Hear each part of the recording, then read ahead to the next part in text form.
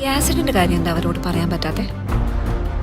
মালায়ালাম সিনেমার ইতিহাসে সবচেয়ে আলোচিত থ্রিলার সিরিজগুলোর একটি দৃশ্যম 2013 সালে প্রথম সিনেমা মুক্তির পর থেকেই দর্শকদের মধ্যে তৈরি হয় তুমুল উন্মাদনা। এরপর 2021 সালে আসে দ্বিতীয় কিস্তি, আর এবার অপেক্ষার পালা শেষ করে আসছে দৃশ্যম 3। ট্রেলার প্রকাশের পর থেকেই সোশ্যাল মিডিয়ায় বলছে আলোচনা সমালোচনার ঝড়।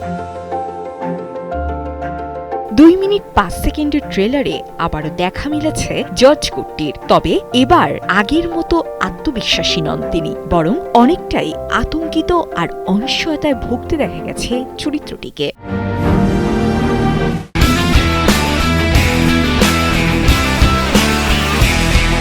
নির্মাতা জিতু জোসেফ জানিয়েছেন, আগের 2 কিস্তির তুলনায় এবার গল্পে এসেছে বড় পরিবর্তন। তার ভাষায় প্রথম ও দ্বিতীয় অংশে জর্জ কুট্টি জানতেন কার বিরুদ্ধে লড়াই করছেন, কিন্তু এবার তিনি জানেনই না কে তার পিছু নিয়েছে।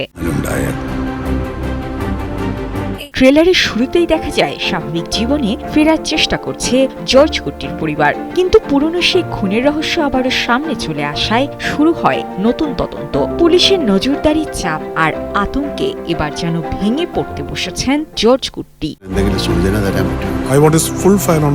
জর্জ কুট্টির চরিত্রে অভিনয় করা মোহনলালও ইঙ্গিত দিয়েছেন গল্প এখানেই শেষ নয়। তার মতে জর্জ কুট্টির সমস্যা এত সহজে মিটবে না, এমনকি দর্শকরা ভবিষ্যতে দৃশ্যম 4 এর অপেক্ষাও করতে পারেন। শুধু তাই নয়, প্রযোজক অ্যান্টনি পেরুম্বাভুর নাকি চতুর্থ কিস্তির আগেই 5ম পর্বের পরিকল্পনাও ভেবে রেখেছেন।